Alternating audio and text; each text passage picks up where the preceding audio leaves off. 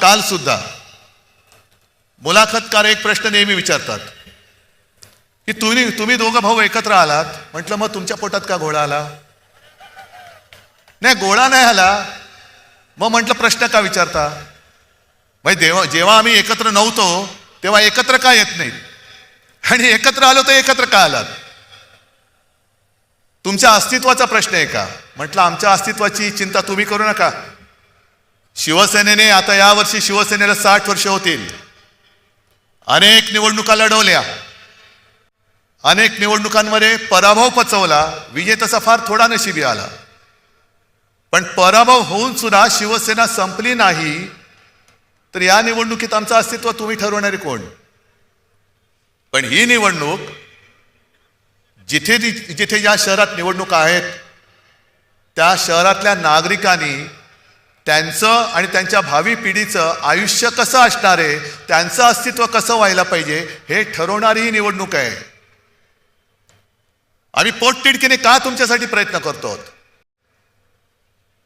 उल्लेख सगळे झाले. संजय राऊत आपण त्या काय धर्माच्या ध्वजाची आठवण करून दिली ज्याच्यावरती झाड आहे. मला एक प्रश्न विचारायचा आहे की भाजपचं हिंदुत्व हे खरं हिंदुत्व आहे का चुनावी हिंदुत्व आहे? राम मंदिर केलं म्हणून तुम्ही डंका पिटलात, आणि प्रभू रामचंद्र जिथे तपश्चर्याला बसले होते, म्हणजे फार थोड्या ठिकाणी प्रभू रामचंद्रांचं वास्तव्य होतं, त्यातली ही एक म्हणून तरी पुण्यभूमी आहे. कुंभमेळा इकडे का होतो? तपोवन त्याला का म्हणतात? पर्णकुटी कुठे होती? ही सगळी झाडं जर का कापली आणि उद्या जर का कोणी विचारलं की प्रभू रामचंद्र कुठे राहिले होते, काय सांगणार?